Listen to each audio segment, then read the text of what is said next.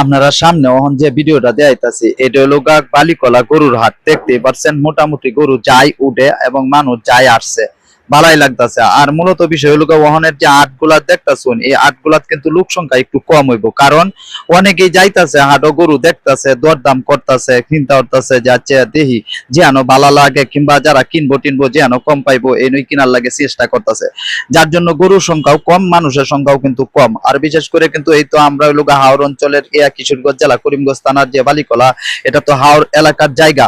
মূলত হচ্ছে এখানে মানুষগুলা যায় দেখার জন্য এবং কেনার জন্য। এই হাটটাতে গেলে আরেকটা পরিবেশ ভালো লাগবে, এটা যেহেতু হাওর অঞ্চল, খুব মন মানুষটা কিন্তু খুব ভালো লাগবে। যারা গরু কিনতেন যাইবেন হাওড়ে যাইবেন, এই বালিকলার হাটটিতে গিয়ে গরু কিনে আনতে পারবেন।